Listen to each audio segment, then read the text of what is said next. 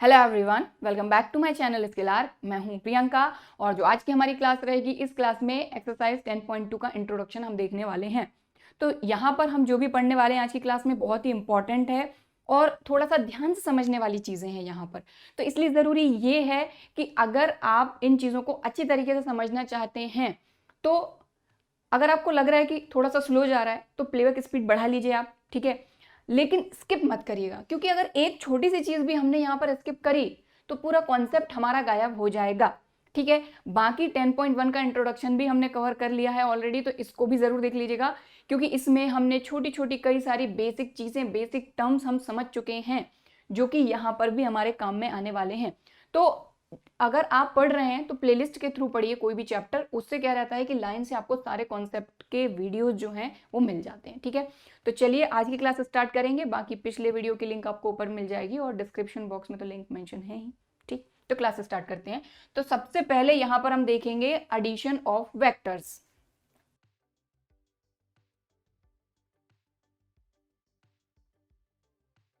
ठीक है। तो अभी तक हमने वेक्टर समझा, टाइप्स ऑफ वेक्टर समझा, इसके बाद पोजीशन वेक्टर क्या होता है ये समझा। अब यहाँ पर हम अगर हमारे को वेक्टर्स दिए जाएं तो उनको हम ऐड कैसे करेंगे, उससे पहले जो चीज आप समझ चुके हैं उसी से रिलेटेड समझते हैं। कि जैसे यहाँ पर है ये, तो आप क्या बोलेंगे, ये इसमें डायरेक्शन है और एक मैग्नीट्यूड है, यानी ए से लेके बी के बीच की डिस्टेंस यानी कि इसका मैग्नीट्यूड, और ये डायरेक्शन इस तरफ की है, मतलब ये क्या हो गया आपका वेक्टर ए बी, ठीक है। तो वेक्टर ए बी को अगर हम दूसरे शब्दों में बोले तो हम कैसे बोल सकते हैं कि displacement of A to point B. समझ में आई बात, displacement of point A to point B, ठीक है। अब इसी से हम थोड़ा सा समझते हैं कि अगर मान लीजिए आप यहां पर खड़े हुए हैं, आप इस पॉइंट से इस तरफ गए, तो इस पॉइंट को अपन नाम दे देते हैं ए। तो ए पॉइंट से आप बी पॉइंट पर गए और उसके बाद फिर इस पॉइंट से यहां गए। तो आप एक चीज ध्यान दीजिएगा, यहां पर पहले आप पॉइंट ए से बी गए, मतलब कि ये हो गया वेक्टर ए बी। समझ में आ रही है बात। लेकिन आप किस डायरेक्शन में गए, इस डायरेक्शन में, और ये आपका इनिशियल पॉइंट था ए में, ए इनिशियल था, ठीक है, और बी क्या था आपका टर्मिनल। एडिशन ऑफ वेक्टर में इसी चीज का ध्यान रखना है ना। और इसके बाद फिर आप बी पॉइंट से, ये पॉइंट अपन ले लेते हैं सी, बी पॉइंट से सी पॉइंट की तरफ गए, तो वेक्टर बी सी में अगर आप देखें तो बी आपका इनिशियल हो गया और जो सी है वो टर्मिनल हो गया। तो यहां पर ऐसे हम गए तो ये हमारा टर्मिनल पॉइंट था ए बी के लिए, फिर बी सी के लिए हमारा बी इनिशियल हो गया, यानी कि जो ए बी का टर्मिनल पॉइंट था, ठीक है। तो अगर मैं आपसे कहूं कि आप ए से बी की तरफ गए, फिर बी पॉइंट से आप डिस्प्लेस हुए सी पर, तो टोटल डिस्प्लेसमेंट कितना हुआ आपका, तो आप बोलेंगे कि हम ए से बी गए, बी से सी गए, तो टोटल डिस्प्लेसमेंट होना चाहिए ए सी, ए से सी की डायरेक्शन में, ठीक है। तो इस AC को हम किस तरीके से शो करेंगे, जो डिस्प्लेसमेंट हुआ है पॉइंट ए टू सी, इसको कैसे आप शो करेंगे, आप बोलेंगे पहले हम A से लेके B पॉइंट तक गए, फिर उसके बाद हम B से C पॉइंट पर गए। तो ये क्या आ गया आपका, जो आपने AC को शो करा वो इस तरीके से शो करा, और ये जो होता है यही होता है आपका triangle law of vector addition. समझ में आई बात थोड़ी बहुत, ठीक है, ठीक है। अब आप बोलेंगे कि मैम हमने ये तो समझ लिया कि ए से हम बी गए, बी से सी गए, तो ए सी से हम दोनों के एडिशन को शो करेंगे, ये तो हो गया ट्राइंगल लॉ। लेकिन अगर एक्चुअल में हमको वेक्टर्स दे दी जाएं तो हम वेक्टर्स को ऐड कैसे करेंगे, तो उसको भी समझते हैं। तो ये जो है ये आपका triangle law of vector addition है, इसको आप नोट करिए और इसके साथ इस फिगर को नोट करिए। तो एडिशन ऑफ वेक्टर्स में हमने सबसे पहली चीज समझ ली, triangle law of vector addition किस तरीके से काम करता है, ठीक है। अब लेकिन हमारे पास दो वेक्टर हैं, एक रही ये वेक्टर, वेक्टर ए, ठीक है, थोड़ा सा और बड़ा बना देते हैं, और दूसरी वेक्टर हमारे पास इस तरीके से दी हुई है वेक्टर बी। अगर हमको इन दोनों को ऐड करना है तो कैसे करेंगे, ठीक है। तो इनको ऐड करने के लिए आपको एक चीज का ध्यान रखना है ट्राइंगल लॉ के अकॉर्डिंग, कि एक वेक्टर का टर्मिनल पॉइंट दूसरे वेक्टर का इनिशियल पॉइंट होना चाहिए। यानी कि आप देख रहे हैं किस तरीके से जा रहे हैं, आप ऐसे जा रहे हैं और ऐसे जा रहे हैं। जिन दो वेक्टर को आप ऐड कर रहे हैं, पहली वेक्टर ऐसे जा रही है और दूसरी वेक्टर कहां से स्टार्ट हो रही है, पहली वेक्टर के टर्मिनल पॉइंट से, राइट। तो हम इसको अगर ऐड करना चाहते हैं इन दोनों वेक्टर को, तो कैसे ऐड करेंगे? तो अब आप बोलेंगे कि हम इनको ऐड कैसे करें, ये तो अलग अलग दी हुई हैं। तो यहाँ पर आपका कॉन्सेप्ट काम आएगा, टाइप्स ऑफ वेक्टर में हमने पढ़ा था फ्री वेक्टर्स, ठीक है। तो फ्री वेक्टर्स कैसे वेक्टर होते हैं, जिनको हम उनकी डायरेक्शन और उनका मैग्नीट्यूड को चेंज किए बिना पैरेलली कहीं पर भी डिस्प्लेस कर सकते हैं, ठीक है। तो ये फ्री वेक्टर्स हैं हमारे। अगर इन दोनों को हमको ऐड करना है तो हम इनको डिस्प्लेस कर सकते हैं without changing their magnitude and direction, right. तो अब हमने ये वेक्टर ए उठाया, अब हम इनको ऐड कर रहे हैं, ठीक है। तो इसलिए मैंने यहाँ एक को लगा दिया। पहले हमने ये वेक्टर उठाई, अब इसका मैग्नीट्यूड बिल्कुल चेंज नहीं करना, इसकी जो भी लेंथ रहेगी उसको चेंज नहीं करना। अब हो सकता है कि हम जो फिगर यहाँ पर बना रहे हैं उसमें थोड़ा सा कम ज्यादा हो जाए, तो ऐसा नहीं सोचना है कि अरे ये तो छोटा बना है, ये तो बड़ा बना है, ठीक है, ऐसा नहीं सोचना है। मतलब मैग्नीट्यूड चेंज नहीं होनी चाहिए। अब मान लीजिए ये यहाँ से लेके यहाँ तक जो भी है ये 1 यूनिट का है, तो यहाँ से लेके यहाँ तक जो भी इसकी लेंथ रहेगी ये 1 यूनिट ही रहेगी, या 2 यूनिट जो भी हम ले रहे हैं, ठीक है। तो यहाँ पर हमारा वेक्टर ए है, ये भी वेक्टर ए है। अब इन दोनों को ऐड करना है, तो इस वाले वेक्टर को ऐसा का ऐसा, यानी इसकी डायरेक्शन भी ऐसी रहेगी, ठीक है, और इसका जो मैग्नीट्यूड है ये भी ऐसा का ऐसा ही रहेगा, और पैरेलली हम इसको डिस्प्लेस करेंगे। अब पैरेलली ऐसे भी कर सकते हैं, पैरेलली ऐसे भी कर सकते हैं, कहीं पर भी डिस्प्लेस कर सकते हैं। तो हमने इसको ऐसा का ऐसा उठाया और यहाँ पर रख देना है। कहाँ पर? पहली वेक्टर के टर्मिनल पॉइंट पर। समझ में आ रही बात? पहली वेक्टर के टर्मिनल पॉइंट पर दूसरी वेक्टर का इनिशियल पॉइंट होना चाहिए। तो इस तरीके से ये हमने बी वेक्टर को रख दिया, ठीक है। तो यहां पर ए वेक्टर का टर्मिनल पॉइंट है और वी वेक्टर का इनिशियल पॉइंट है। क्लियर हो गया? अब क्या हम इनको ऐड नहीं कर सकते? बिल्कुल कर सकते हैं। हमने ट्राइंगल लॉ भी देख चुके हैं। ए बी वेक्टर जा रहा है और यहां पर इस वाले वेक्टर का इनिशियल पॉइंट है, तो सेम वैसी कंडीशन बन रही है। तो इस तरीके से हम ये इनको ऐड कर सकते हैं, बिल्कुल कर सकते हैं। चाहे तो आप इसको नाम दे दो, ये ए हो गया, ये बी हो गया, ठीक है। तो ए से लेके बी तक गए, फिर बी से सी गए। तो हमने यहाँ पर यही तो पढ़ा, क्या पढ़ा कि ए सी इक्वल टू हो गया A B plus B C. तो यहाँ पर A C dash equal to क्या हो जाएगा, वेक्टर ए बी कितना है आपका ए वेक्टर और बी सी है बी वेक्टर। बात समझ में आ गई क्लियरली? इतनी सी कहानी थी, ठीक है। अब मान लीजिए जैसे अभी ये ए सी है, ठीक है, यहीं पर एक और चीज समझ रहे हैं, यहीं पे 2-3 चीजें हम समझ लेते हैं। तो वेक्टर को ऐड करना तो अपने को आ गया कि अगर हमारे पास कोई भी 2 वेक्टर दिए जाएंगे, हालांकि अभी अपन आगे और भी सारी चीजें समझेंगे, तो आपको एडिशन का और कॉन्सेप्ट क्लियर हो गई होगा, कोई टेंशन वाली बात नहीं है। तो ये समझ में आ गया, ठीक है। बस जैसे ये है, ये ऐसी जा रही है ना, तो दूसरी वेक्टर जो ऐड करने वाले वो ऐसी जानी चाहिए ट्राइंगल लॉ के अकॉर्डिंग। तो इन दोनों का सम जो है, इसकी जो उल्टी डायरेक्शन, देखो ये ऐसे जा रहे हैं, आप देखें ऐसे गए फिर ऐसे गए, तो इनका जो दोनों का सम रहेगा ये ऐसा रहेगा, ठीक, मतलब इस डायरेक्शन में रहेगा। चलिए अब जैसे ये फिगर है अपना, तो इसको तो अपन ऐसे ही समझ रहे हैं कॉन्सेप्ट क्लियर करने के लिए। ये अपन गए ए टू बी, फिर अपन गए बी टू सी, और फिर अपन आ गए सी टू ए। डायरेक्शन देखिएगा ध्यान से, अपन ए से बी गए, बी से सी गए और सी से ए गए। तो मैंने कहा कि आपका डिस्प्लेसमेंट कितना हुआ, तो आप बोलेंगे कि हम ए से ए पॉइंट पर ही वापस आ गए, तो सीधी सी बात है डिस्प्लेसमेंट तो 0 हो गया। अगर हम ए से बी पॉइंट तक की बात करते तो हाँ, ये इतनी डिस्टेंस हमने कवर करी, ठीक है। अगर ए से बी, बी से सी गए, तो हमने देख लिया कि हाँ भाई इससे अपन बता सकते हैं। लेकिन ए से बी गए, बी से सी गए और सी से वापस ए आ गए, तो डिस्प्लेसमेंट कितना हुआ टोटल 0, ठीक है। लेकिन वेक्टर के फॉर्म में अपन समझते हैं इसको, तो देखिए ध्यान से, ए से बी गए तो ये हो जाएगा वेक्टर ए बी, ठीक है। फिर बी से सी गए तो इसमें प्लस हो जाएगा वेक्टर बी सी। अब क्योंकि सी से ए गए हैं, यहाँ पर क्या था ए से सी, तो यहाँ पर क्या था ए सी, ये अपोजिट डायरेक्शन में इन दोनों का सम था।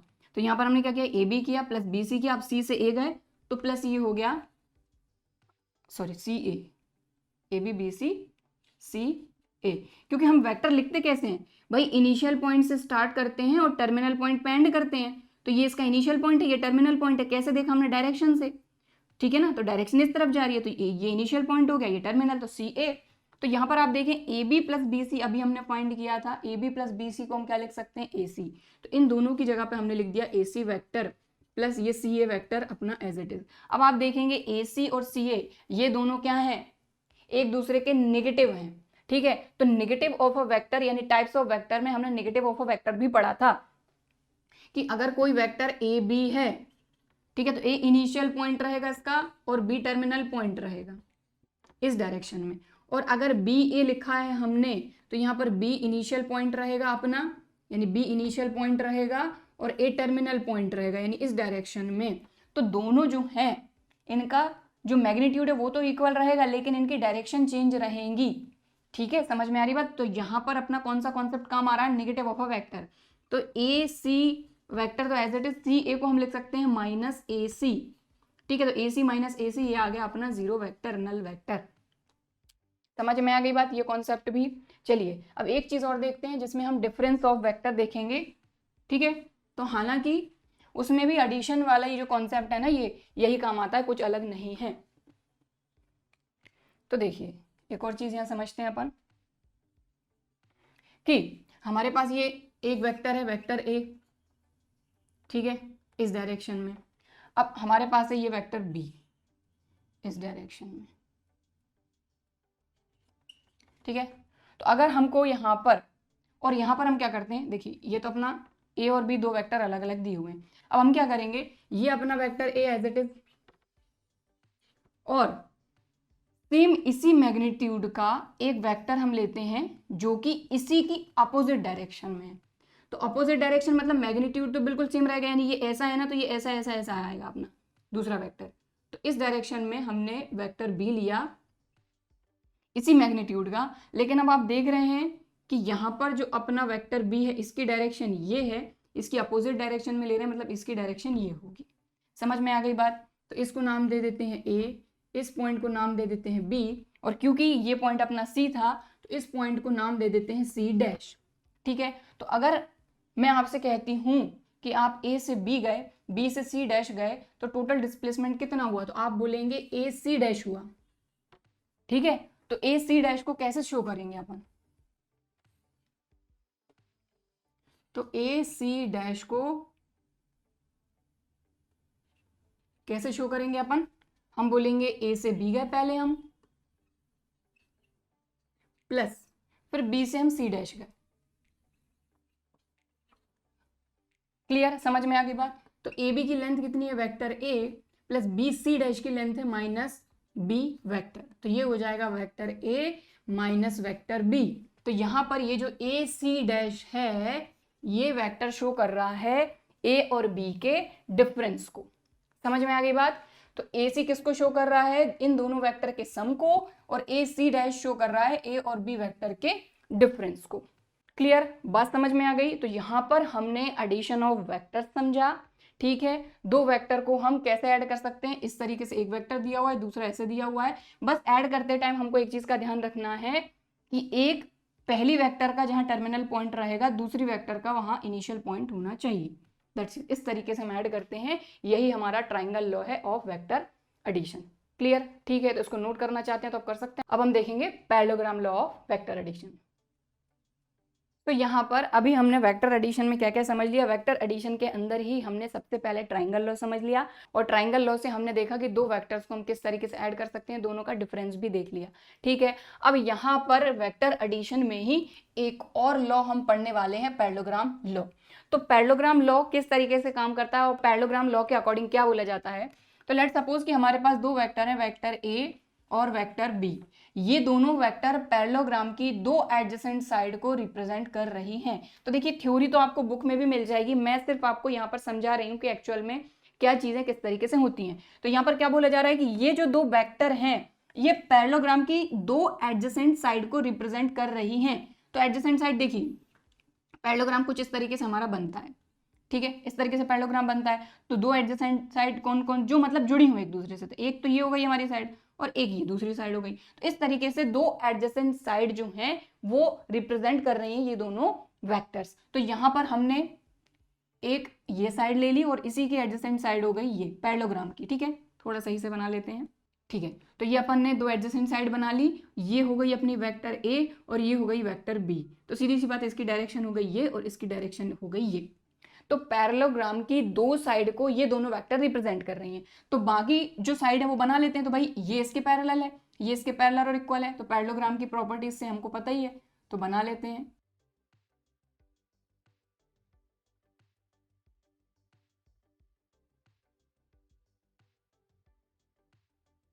तो लीजिए हमने पैरेललोग्राम बनाया, ये हो गया ए बी सी डी, ये वेक्टर ए है, ये वेक्टर बी है। पैरेललोग्राम की दो एडजेसेंट साइड को हमारी ये दोनों वेक्टर रिप्रेजेंट कर रहे हैं।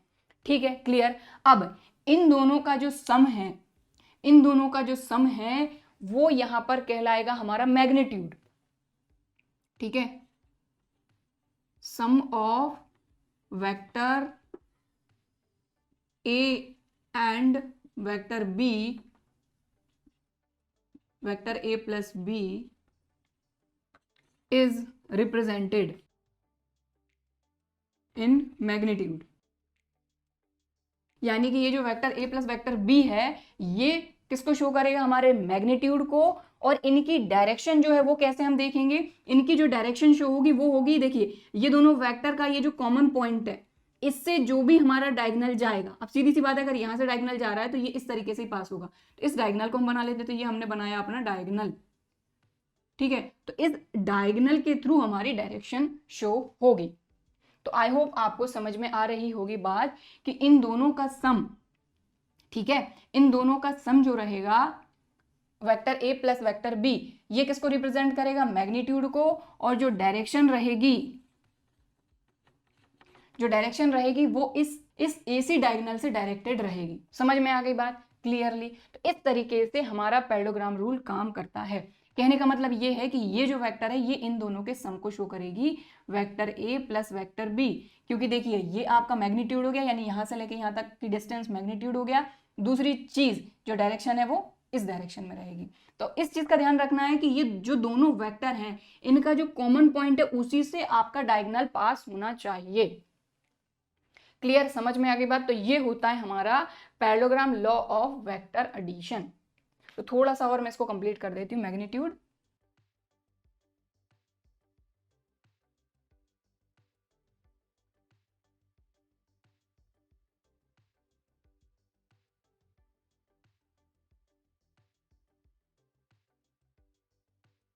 समझ में आ गई बात। बस ये है हमारा parallelogram law of vector addition, that's it, और कुछ भी नहीं है। तो यहाँ पर एक एग्जाम्पल भी आपको दिया होगा, उस एग्जाम्पल से भी आप समझ सकते हैं कि भाई इस तरीके से दो किनारे हैं जिनके बीच में आपकी रिवर फ्लो कर रही है। ठीक है, समझ में आ रही बात। रिवर फ्लो कर रही है तो इस डायरेक्शन में रिवर का फ्लो है और बोट जो है वो एक किनारे से दूसरे किनारे पर जा रही है। ठीक है, तो सीधी सी बात है कि भाई बोट जो रहेगी वो रिवर की परपेंडिकुलर डायरेक्शन में जा रही है। ठीक है, तो रिवर का अलग फ्लो है, यानी उसकी एक अलग वेलोसिटी है, क्योंकि रिवर का जो वाटर है उसमें एक स्पीड होगी और डायरेक्शन तो है ही, मतलब ये क्या हो गई आपकी वेलोसिटी। तो वेलोसिटी ऑफ रिवर वाटर अलग चीज रहेगी। इसके बाद बोट एक किनारे से दूसरे किनारे पर जा रही है, मतलब ये इसकी परपेंडिकुलर डायरेक्शन में जा रही है। ठीक है, तो यहाँ पर एक और वेलोसिटी आ गई। तो सीधी सी बात है, कहने का मतलब ये है कि जो आपकी बोट रहेगी उस पर दो वेलोसिटी काम करेंगी, जिस वजह से इस बोट की जो रिजल्टेंट वेलोसिटी रहेगी वो ऑब्वियसली चेंज होगी।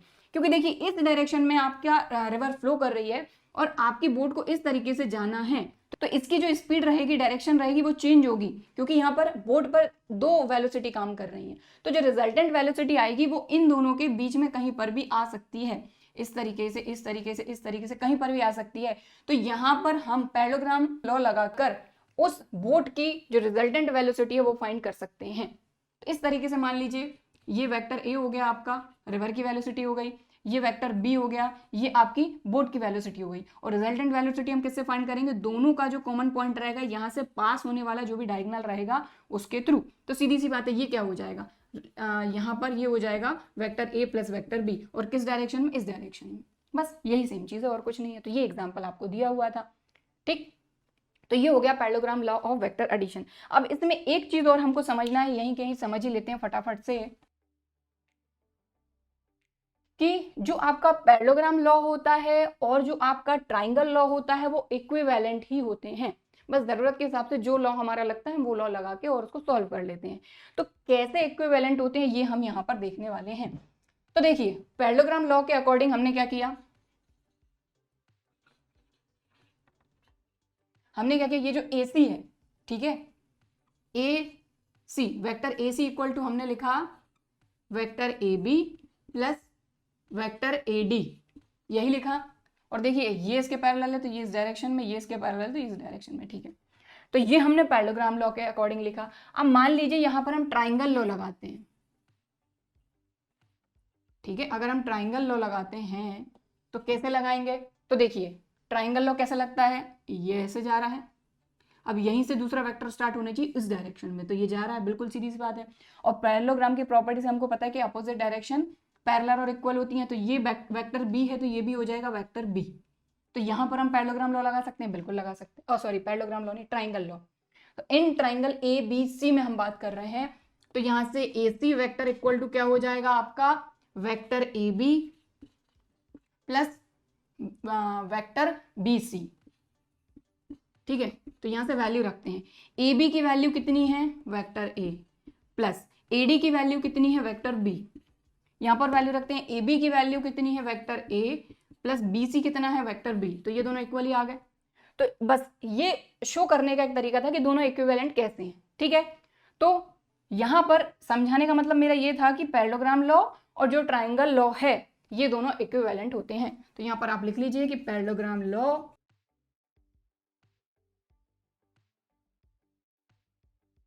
बस थोड़ा शॉर्टकट में लिखा है मैंने, तो parallelogram law equivalent to triangle law, दोनों इक्विवेलेंट होते हैं। क्लियर, समझ में आ गई बात? चलिए, तो अभी हमने क्या क्या चीजें समझ ली। सबसे पहले वेक्टर एडिशन समझा। वेक्टर एडिशन में हमने दो लॉ समझ लिए, एक ट्राइंगल लॉ, एक पैरेललोग्राम लॉ, ठीक है। और वेक्टर का डिफरेंस भी समझ लिया, वेक्टर का एडिशन भी समझ लिया। तो इसको अगर आप नोट करना चाहते हैं तो आप नोट कर सकते हैं। अब हम देखेंगे प्रॉपर्टीज ऑफ वेक्टर एडिशन। तो चलिए अब यहाँ पर हम देखते हैं प्रॉपर्टीज ऑफ वेक्टर एडिशन। तो इनको ध्यान से समझना है, हालांकि फैमिलियर हैं आप इनसे, ठीक है, कोई नई बात नहीं है, लेकिन फिर भी क्योंकि ये वेक्टर्स हैं, वेक्टर्स में थोड़ा सा चीजें अलग हो जाती हैं इसलिए। तो सबसे पहली जो प्रॉपर्टी है ये है कि अगर हमारे पास if we have two vectors,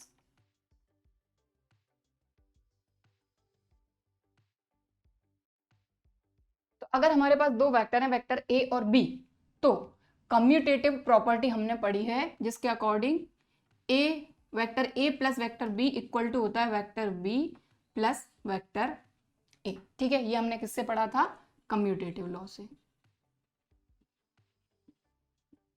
तो कम्यूटेटिव प्रॉपर्टी यहां पर लगी है अपनी,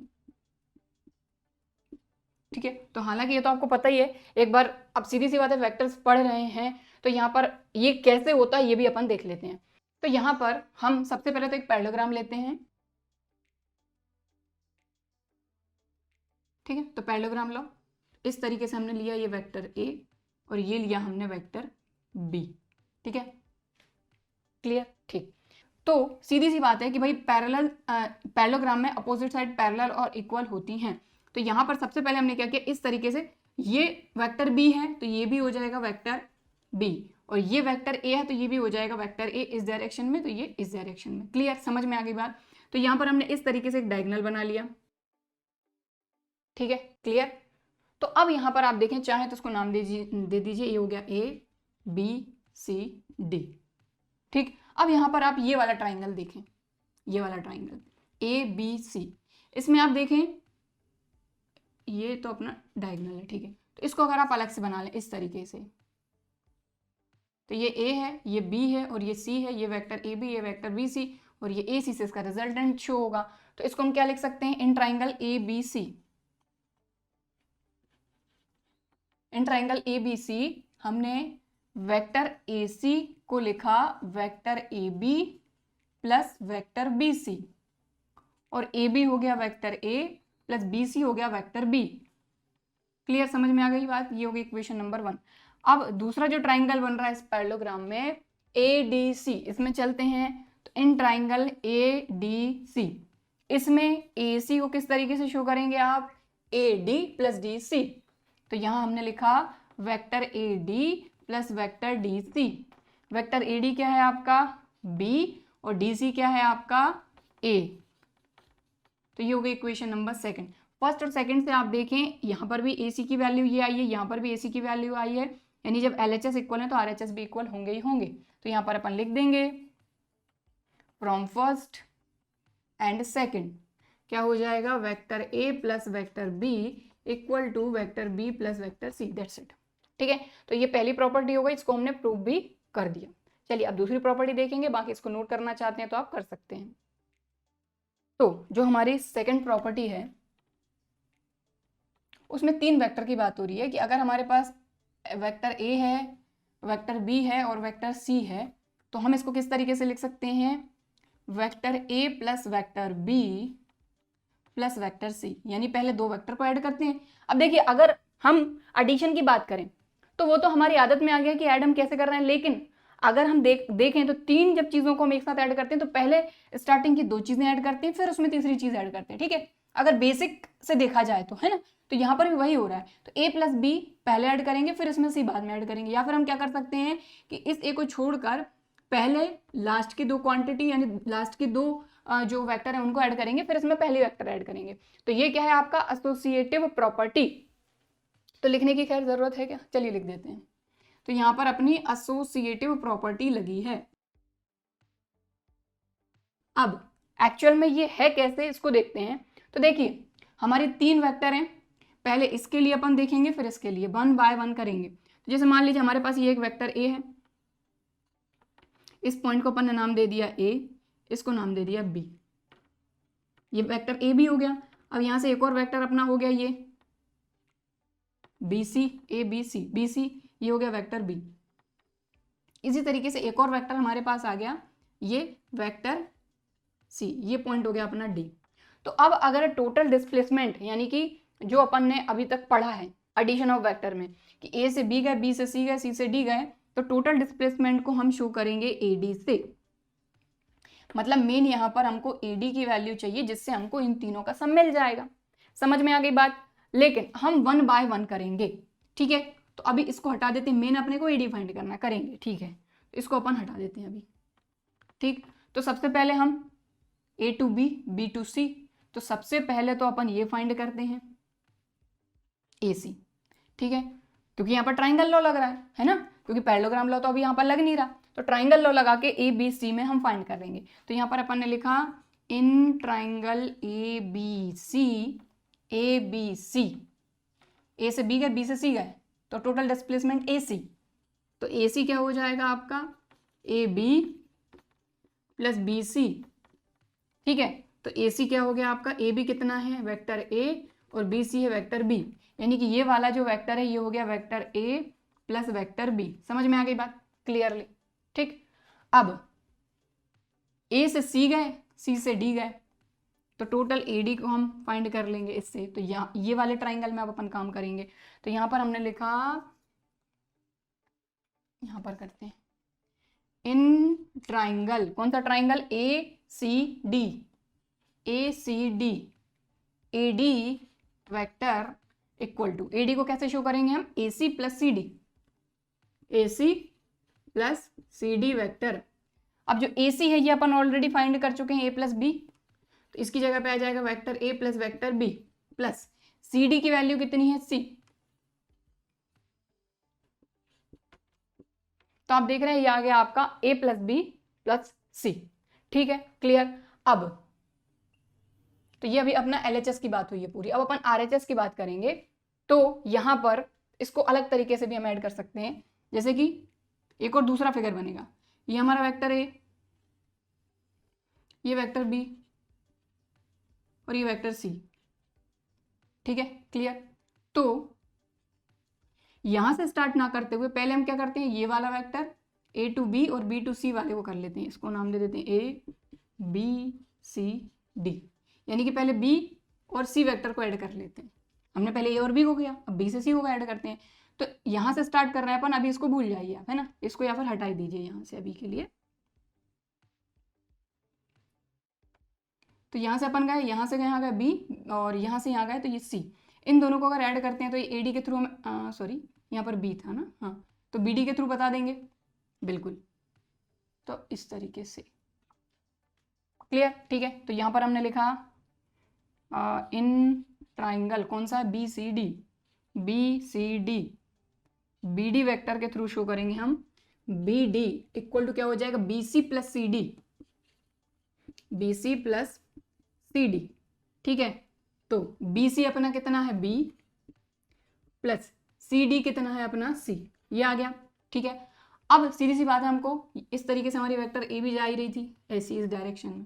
ठीक है, तो ये वेक्टर अपना क्या है, ए है, यहाँ पर अपना पॉइंट ए था, तो ये अपना आ गया vector B plus vector C. तो इस वाले ट्राइंगल में हमने काम करा। अब ये वाले ट्राइंगल में हम काम करेंगे कि ए से बी गए और बी से डी गए तो टोटल डिस्प्लेसमेंट हो जाएगा ए डी। तो ये वाला ट्राइंगल अब अपन देखेंगे। तो अब अपन ने यहाँ लिखा इन ट्राइंगल कौन सा, A B D, A B D.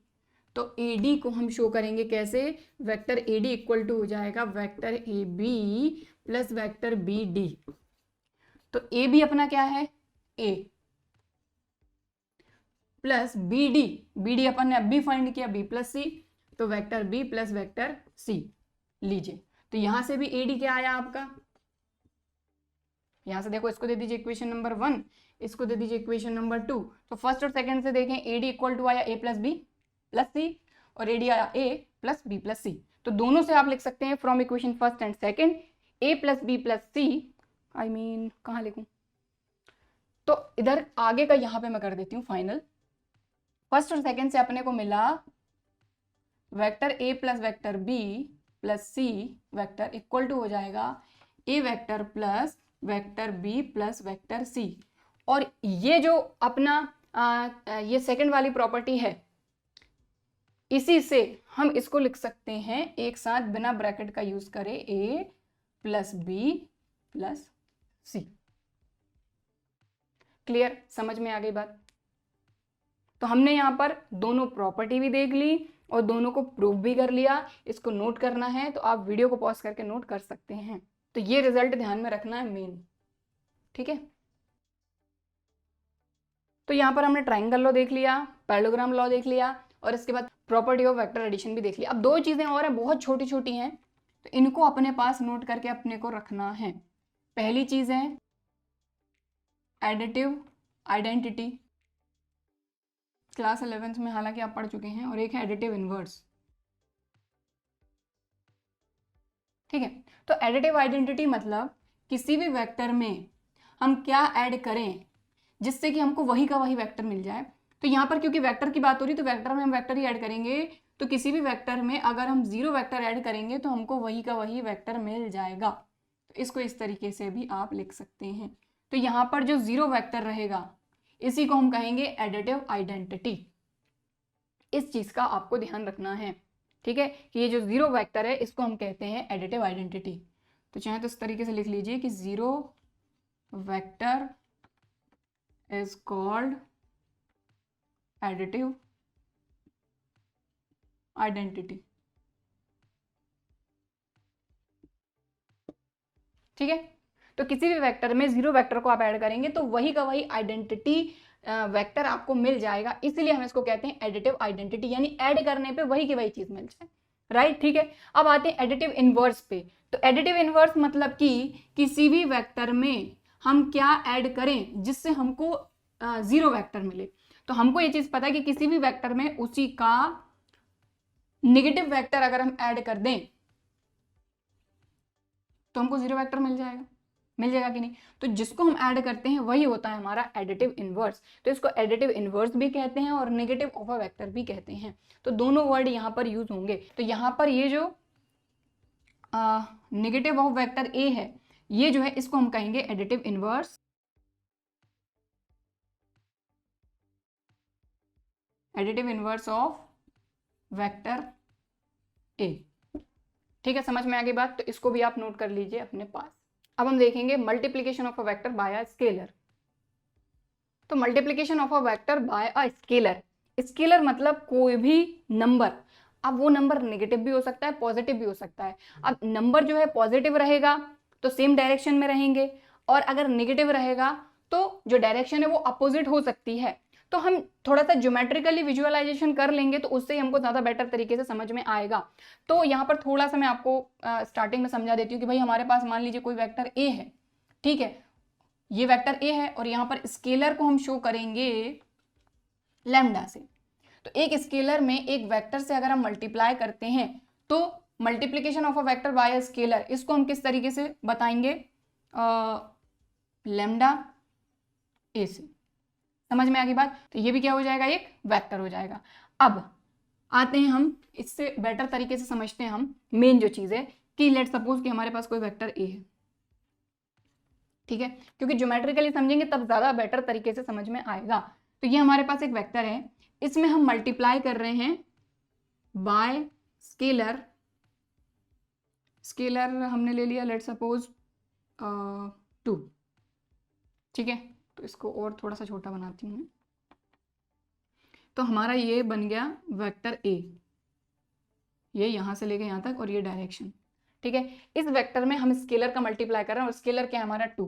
तो अगर इसमें आप 2 का मल्टीप्लाई करेंगे तो पॉजिटिव है तो डायरेक्शन वही सेम रहेगी, बस इसका मैग्नीट्यूड डबल हो जाएगा, ये इतना, यानी इससे ये बीच वाला नंबर हटा देते हैं, बीच वाला ये हटा देते हैं, इस तरीके से ये भी हटा देते हैं, ठीक है।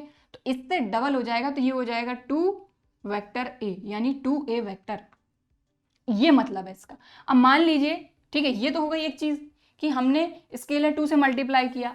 अब मान लीजिए हमारे पास ये जो वेक्टर है वेक्टर ए, इसमें आप -2 से मल्टीप्लाई करते बाय स्केलर -2, तो देखिए मैग्नीट्यूड आपका डबल हो जाएगा, ये तो सीधी सी बात है, यहाँ से और यहाँ पे, ठीक है, ये मैग्नीट्यूड डबल हो जाएगा, तो ये 2a तो हो जाएगा, लेकिन क्योंकि माइनस साइन लगा है तो इसकी डायरेक्शन हो जाएगी चेंज और यहाँ लग जाएगा माइनस। समझ में आ गई बात क्लियरली? तो यहाँ पर मेन चीज क्या है कि मैग्नीट्यूड तो चेंज होगा ही होगा, जैसे ही आप स्केलर से मल्टीप्लाई करेंगे आपका मैग्नीट्यूड चेंज होगा ही होगा, और जो डायरेक्शन है वो किस पे डिपेंड करेगी कि अगर आपका जो स्केलर है वो पॉजिटिव है तो दोनों की डायरेक्शन वही रहेगी जो वेक्टर की थी, लेकिन अगर नेगेटिव साइन है तो डायरेक्शन अपोजिट हो जाएगी, बस इससे ज्यादा और कुछ नहीं होना है, ठीक है। थोड़ा बहुत और समझ ही लेते हैं कि मान लीजिए हमारे पास ये वेक्टर ए है, ठीक है, और इसमें अगर हमने मल्टीप्लाई कर दिया हाफ का, ये क्या है स्केलर है, ठीक है, तो ये इसका आधा हो जाएगा, यानी मैग्नीट्यूड तो अफेक्ट करता ही करता है, तो ये हो गया, लेकिन पॉजिटिव है तो डायरेक्शन सेम रहेगी। और हमेशा हमेशा जो भी आपका वेक्टर रहेगा और वेक्टर और स्केलर के मल्टीप्लिकेशन करने के बाद जो लैम्डा ए रहेगा वो हमेशा एक दूसरे के पैरेलल होंगे, और पैरेलल को यहां पर हम किस चीज से बताते हैं, कोलिनियर से। तो दो वेक्टर, ये दोनों वेक्टर तो कोलिनियर रहेंगे ही रहेंगे। तो आपने खुद देख लिया कि ये वेक्टर ए था और जब हमने ये क्या फाइंड किया, हमने लैम्डा ए फाइंड किया है, बस यहाँ पर लैम्डा जो था वो 2 था, यहाँ पर ये हटा दो भले से, लैम्डा को स्केलर को लैम्डा से शो कर रहे हैं हम, ठीक है। तो वेक्टर हमारा ए था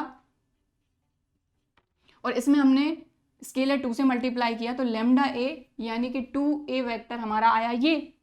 तो आप खुद देखें कि ये दोनों कोलिनियर है कि नहीं, तो कोलिनियर तो ये रहेंगे ही रहेंगे, क्योंकि कोलिनियर वेक्टर पढ़ चुके हैं ना भाई टाइप्स ऑफ वेक्टर में। तो टाइप्स ऑफ वेक्टर में हमने पढ़ा था कि दो वेक्टर कोलिनियर रहेंगे अगर वो एक दूसरे के पैरेलल हैं, तो डायरेक्शन इनकी अपोजिट हो सकती हैं, इनका मैग्नीट्यूड कम ज्यादा हो सकता है, कोई दिक्कत नहीं है, ठीक है। तो यहाँ पर वेक्टर ए में जब हमने स्केलर से मल्टीप्लाई किया तो यहाँ पर आपने देखा कि इसका मैग्नीट्यूड डबल हो गया, और क्योंकि स्केलर पॉजिटिव था तो डायरेक्शन में कोई चेंज नहीं है। यहाँ पर हमने देखा कि ये वेक्टर ए था, इसमें हमने स्केलर -2 से मल्टीप्लाई किया तो मैग्नीट्यूड तो डबल हुआ, लेकिन माइनस साइन के कारण इसकी डायरेक्शन भी हो गई अपोजिट। हाफ से मल्टीप्लाई किया तो पॉजिटिव था तो डायरेक्शन वही रहेगी, लेकिन मैग्नीट्यूड हो गया हाफ और स्केलर तो है ही अपना हाफ ए। इस तरीके से अपना काम चलता है multiplication of a vector bye scalar. Clear, समझ में आ गई बात? तो इसमें से अगर कुछ नोट करना है तो आप कर सकते हैं। इसके बाद एक चीज़ और समझ ही लीजिए, यहाँ पर ये तो अपन ने ऐसे समझा है रफली, तो multiplication of a vector bye scalar को इससे शो करते हैं कि ये आपका स्केलर है, ये आपका वेक्टर है, दोनों का मल्टीप्लीकेशन। अब इसके बाद यूनिट वेक्टर ऑफ लैम्डा ए किससे आएगा अपना 1/मॉडुलस ऑफ इनटू वेक्टर ए, यानी कि वेक्टर ए अपॉन दिस, ठीक है। और इसी को शो करते हैं ए कैप से, तो इसको भी अपने पास नोट करके अपने को रखना है।